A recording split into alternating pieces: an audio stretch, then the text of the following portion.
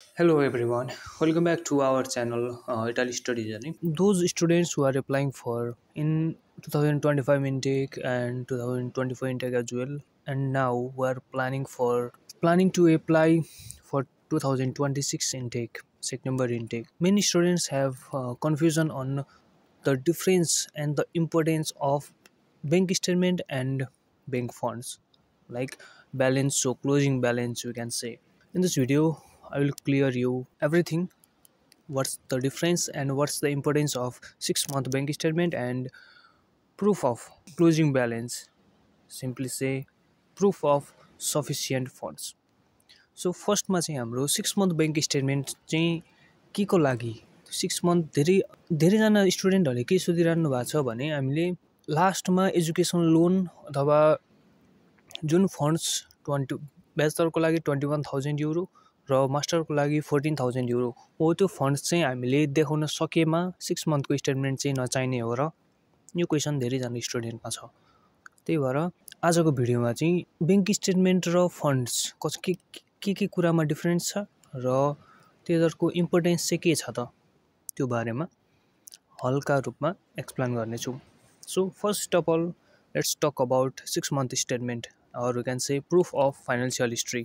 When you are applying for student visa for Italy, the embassy or you can say consulates wants to verify तपाईँको funds, तपाईँको जुन income हुन्छ त्यो चाहिँ verify गर्छ एकचोटि जेन्युन छ कि छैन र स्टेबल छ कि छैन, and which is most important for visa requirement and for visa as well.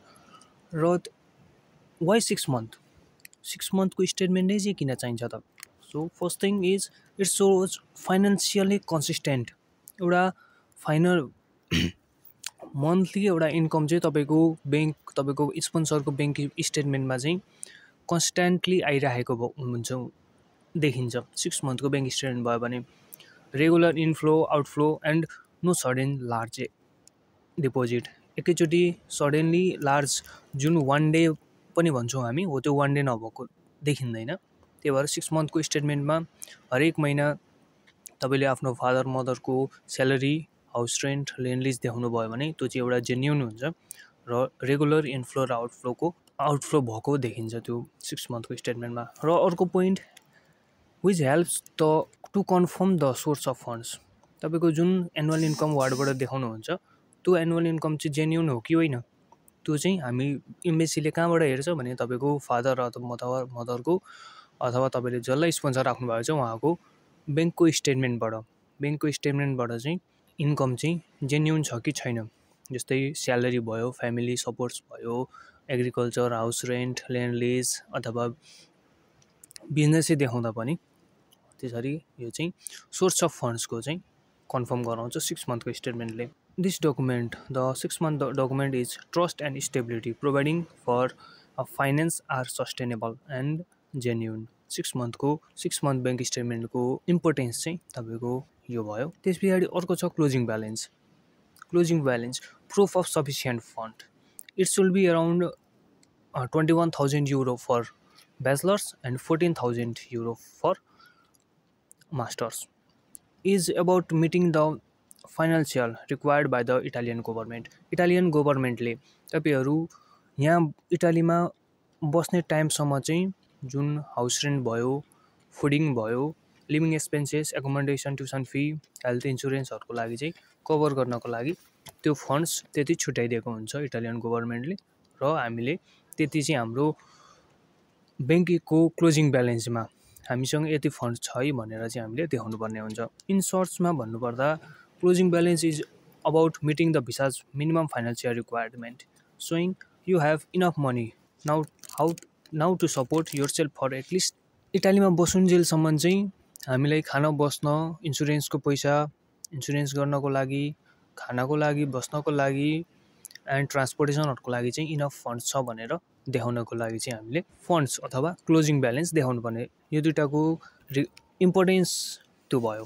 र इन सर्ट्समा भन्दा 6 month bank statement is required for financial history. अनि यसले के प्रुभ गर्छ त भन्दाखेरि your money is real and stable. जुन 6 monthको ब्याङ्क स्टेटमेन्ट देखाउनुहुन्छ त्यसले चाहिँ जुन एनुअल इन्कम देखाएको मनी हुन्छ एनुअल इन्कम देखाउनुहुन्छ त्यो मनी चाहिँ रियल हो र स्टेबल छ है भनेर चाहिँ प्रुफ देखाउँछ। त्यस पछाडि क्लोजिङ ब्यालेन्सको प्रपोज के भयो भन्दाखेरि मिनिमम रिक्वायर्ड फन्ड्स, त्यो चाहिँ इटालीमा बस्ने टाइमसम्म चाहिँ त्यति फन्ड्स चाहिन्छ भनेर प्रुफ देखाउने। र त्यसको इम्पोर्टेन्स चाहिँ के छ त, यसले त्यो जुन हामीले फन्ड्स सो गर्छौँ त्यसले के प्रुफ गर्छ त भने you can afford living and staying in Italy. त्यो लिभिङ एक्सपेन्सेस र स्टडिङ इन इटलीको टाइमसम्म चाहिँ केही आवश्यकता पर्दैन, अरू फन्ड्सको केही आवश्यकता पर्दैन, मसँग म्याक्सिमम फन्ड्स छ भनेर चाहिँ सो गर्न सकिन्छ। यो दुइटाको डिफ्रेन्स एन्ड इम्पोर्टेन्स यही हो। अब पनि अझै 6 मन्थको स्टेटमेन्ट र फन्ड्समा अझै पनि कन्फ्युजन हुनुहुन्छ र कसरी इफ तपाईँहरूको फादर मदरको स्यालेरी छैन, रेगुलर आउँदैन र प्रुफहरू देखाउन सकिँदैन भने त्यसको लागि अर्को तरिका के छ त जुन हामी आफै मिलाउन सक्छौँ, हो त्यो के तरिका छ त त्यसको बारेमा पनि अर्को भिडियोमा, यदि तपाईँहरूलाई चाहिन्छ त्यस्तो video you can comment and I will try to cover everything in our next video. So hope you like this video and please like the video, share, comment and don't forget to subscribe our channel. Thank you.